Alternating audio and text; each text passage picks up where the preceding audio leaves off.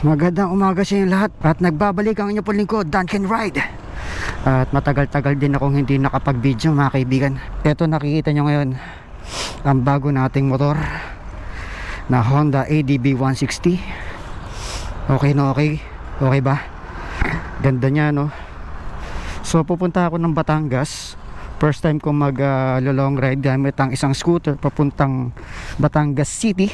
So nagtanggal ako ng kapote at mainit na kaginina kasi umuulan sa bahay. Napagalis ko ng bahay. So medyo hindi pa ako marunong gumamit ito no. Hindi ko siya ma-start minsan eh. Hindi ko alam bakit. Ayos naman ah. Or kailangan maghintay ng ilang sandali. Hindi ko siya ma-start. Yun, kailangan diinan daw. Ay naku, napakainit. Tinanggal ko yung aking kapote. Rough road agad no. Rough road. Nandito ako sa may papuntang open canal. Masarap, palamig. Ang sarap sakyan ng ADB 160 mga kaibigan. Sulit na sulit, di ako nagkamali. Actually kagabi ko lang to nabili. Actually nabili ko to kagabi. Hindi siya brand new pero almost brand new. Meron siyang 500 plus kilometers sa kanyang odometer. Yan nakikita nyo. So tama naman, dire-diretso lang daw sabay.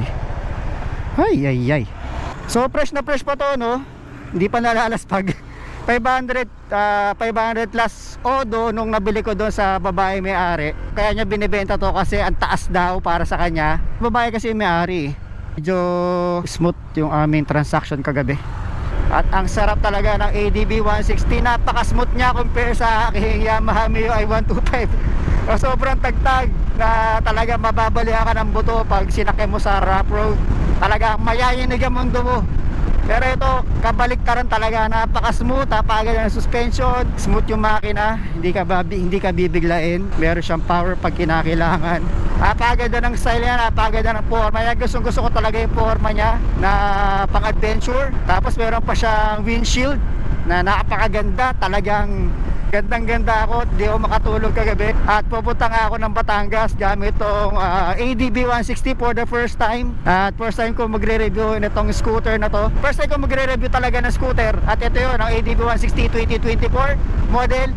So nabili ito na may-ari siguro mga May-June 2024. So kitang-kita naman.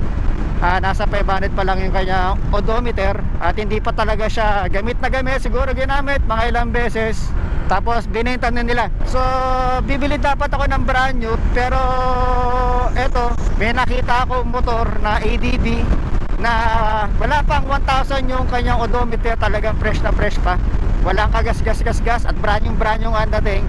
Kaya hindi na ako nagdalawang isipan. Pinuntahan ko na yung seller kagabi doon sa may Dasmariñas sa Litran. Pinuntahan ko talaga siya agad. So nabili ko siya ng mas bababang halaga. Syempre hindi na to brand new, galing kasa at gamit na rin to. Kaya nabili ko to ng mas bababang presyo. So sulit na sulit talaga yung pagkakabili ko dito kasi parang na rin siyang brand new talaga eh. Brand new talaga ang dating. Porket nagamit na may-ari. So alam nyo naman, di ba? Parang bine-break in pa lang to, di ba? So syempre hindi nila masyado mai-ride sa malalayo. First time ko nakuha, ni-ride ko agad sa malayo papuntang Batangas City. Hindi ko masyadong alam kung ano yung mga dadaanan ko. At nakita ko lang naman sa Waze ng bahagya. Pero wala akong idea kung anong pangalan ng mga lugar at kung anong mga kalsada. Alright! Ang masasabi ko lang talaga is napakasarap sa akin itong ADB. Hindi ko nagkamali. Akala ko kasi lahat ng scooter is pare-parehas lang ng feel ng ride. Hindi pala. Ang layo nito sa sa MIUI 125 ko. Pero syempre kasi luma na yung MIUI 125 ko, di ba? Pero ito talaga, iba talaga yung feel nitong scooter na to. Talagang gaganahan ka talagang sumakay at pumunta kahit malayo, kahit saan ka pa pupunta. Gaganahan ka talaga. Yan ang masasabi ko rito. Siguro ito yung first na adventure scooter na nasakyan ko. Pero sabi nila premium scooter na raw to. So para sa akin napakasulit, napakasarap i-ride. Di masakit sa katawan, di kanya bibiglain. At ang laki ng tulong niya no, para sumaya ka, para bigyan ka ng safe na ride. Kasi meron siyang ABS, di ba? Tapos ang ganda ng suspension niya, napaka-relax. Tapos yung gulong niya pang adventure pa, di ba? So kahit saan ka pumunta sa lupalop ng bansa, ready ka eh. Ready ka na pumunta kahit sa mountain province o sa city, kasi yung gulong niya pang off-road na. Kasi itong windshield pwede mo po itong i-customize, pwede po siyang lagyan ng bracket para mas tumaas pa siya. Ang problema lang ngayon, ngayong sitwasyon na to, wala akong cellphone holder, kaya pahinto-hinto ko para tignan kung tama yung aking dinadaanan. At malakas yung preno niya, no? Di katulad ng MIUI 125 ko na napakahina yung preno. Kahit bago yung preno niya, siguro mga ilang weeks lang mahina na, or siguro depende rin sa gamit ko. Pero ito, napakalakas ng preno. Nagugulat talaga ako. Saka may ABS pa, kaya safe na safe ka talaga at hindi ka mahihirapan, hindi ka ma-aksidente. Kung kailangan mo ng preno, bibigyan ka talaga niya ng preno, kasi dalawang disc yung kanyang brakes, kaya okay na okay. Malakas ang kapit. Alam nyo ba, talagang hindi ako nakakatulog kagabi kasi excited ako, at hindi ko rin nakalaing mag-scooter ako ngayong araw.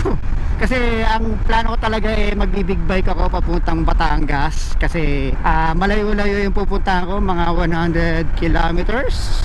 Pero kaganina umaga pagising ko, sabi ko, naku, bakit hindi ko gamitin yung ADB? Naku, may disgrasya, oh.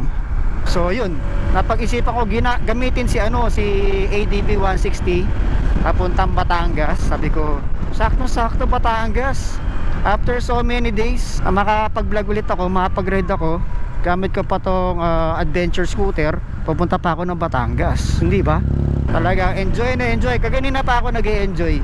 Parang hindi ewan ko ba, hindi ko ma-explain Alam niyo ba, kasi ang dami kong pinagpipili ang motor, scooter actually. Kung mag-Mimio Aerox ako, magki-click itong ADB, or magbi-Bristol ako, ADX ba yun? ADX Bristol, yung SIM, SYM. Pumasok nga sa isipan ko KTM 200, kasi di ba halos parehas lang sila ng range ng engine, ng kanyang power. Pero syempre mas malakas yung KTM 200. Pero kasi kaya ko naman naisipan ding bumili ng KTM 200 kasi nakita ko ang baba ng presyo. Nag-sale sila, pero tapos yata yung sale. Pero ang dami ko naman nakita mga murang KTM 200 sa Facebook, sa internet. So kaya parang na-consider ko rin bumili, pero yun nga, hindi naman natuloy. At swerte, ito yung napili ko, ito ADB 160 na napakasarap talagang i-ride.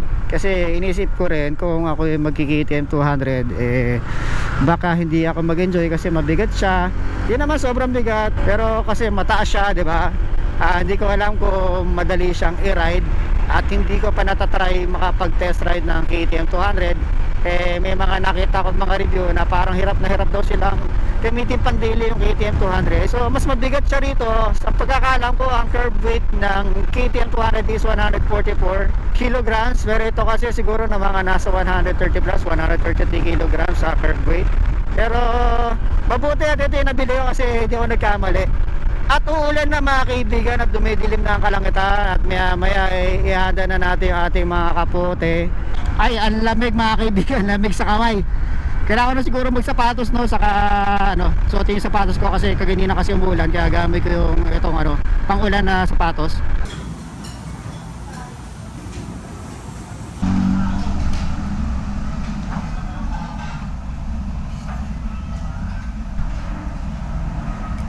So kumain lang ako rito sa may sislingan ni Aling Meng. At okay naman yung pares yung kinain kong tapsilog. Medyo maalat lang, honest review. Medyo mahal, 175. Ang kagandahan, meron na tayong pwede pag-chargean habang nasa kalagitnaan ng biyahe, na wala sa ibang mga naging motor ko. Doon ako masaya rin. So nandito tayo sa Tagaytay Bypass Road yata to. So ipupunta ako malapit doon sa Batangas Port. So kung mag-startol ka, dire-diretso lang hanggang dulo ng startol, doon yung Batangas Port. Pero hindi tayo pupunta ng Batangas Port. Imbis na dumiretso tayo doon sa Batangas Port, kakaliwaan tayo doon. Medyo masigip. Pero ang the best is naka ADB 160 tayo. 160 na sobrang relax. May power naman, syempre may power pa rin. at 160cc compare sa aking unang nauna rito na scooter, yung aking MIUI 125 na 125cc nga. Mas may power to. Medyo parang kulang lang sa arangkada, no?